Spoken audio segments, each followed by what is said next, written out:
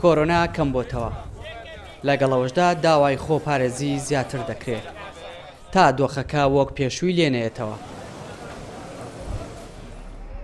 ئامادەکاری تەواو کراوە بۆ ئەوەی پۆلەکانی دیکە هاوشێوەی پۆلی 12 دەست بە خوێندن بکەن.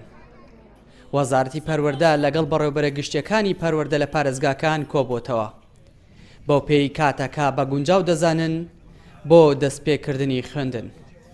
هەموو لایەکمان پێمان باشە ئەگەر ئامارەکان بەم جۆرە بێ وادەی دەستپێکردنەوەی قوتابخانەکان زووتر بکەین لە یەکی سێ بپێ و ساڵنامەی کە دامانناوە، بەڵام هەر وەرزی یەکەمە خوێنرێ، وەرزی دووەمیش لە کاتی خۆی دەستپێکرێ، بەڵام ئالەتی چۆنیەتی دەستپێکردنەوەی داوامەکە لە هێڵە گشتیەکانی لە ژێر ئەو تەوسیە بن کە وەزارەتی پەروەردەی حکوومەتی هەرێمی کوردستان پێشکەشی ئەماکە داوام بە شێوازی تەناو ببێ، ئەوە دواتر بێ وردەکارێکێمە لە وەزارەت پەروەردەدای ڕۆژین.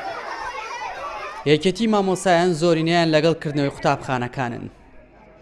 سەرۆکی یەکێتێکش باس لەوە دەکا دواکەوتنی خوێندن لەمە زیاتر زیان بە پرۆسەی خوێندن دەگەێنێت. تەسەوڕ ئەەکەم پێش دەی دوو دەوام دەستی پێ بکاتەوە لە بەرەو یەکی سێ بەڕاستی درەنگە. ئەمڕۆ بارودۆخەکە گونجاوە بۆ ئەوە حکوومەت لەلایەکە وعدیدا سی ڕۆژجارێ موچە بدات بە ئەوەی لە بەرگێتی لە گیرفانێتی و لە لایەکی تریشەوە بەڕاستی ئامارەکانی کۆرۆنا دابەزیوە لوتی لە خوارەوە. بەم شێوە ئێمە دەتوانین خوێندن دەستی پێ بکاتەوە و ئەو بەرنامە کە حکوومەت وەزارەتی پەروەردە نای بەرنامێکی باشە بەڕاستی، بەڵام نابێ بکێتە هاوینە لە بەرەو بارودۆخی ناوەندەکانی خوێندن لە هەرێمی کوردستان لە هاوینە گونجاو نییە بۆ خوێندن.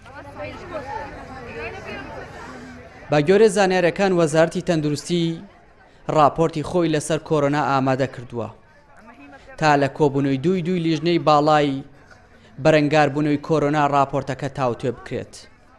ئەو کات بڕیار دەدرێت لە هێنانە پێشەوەی ئەو بەروارەی کە پێشووتر بڕیاری لەسەر درابوو بۆ دەستپێکردنەوەی خوێندن لە تەواوی پۆلەکان. دیار جەمال، کوردستان 24 سلێمانی.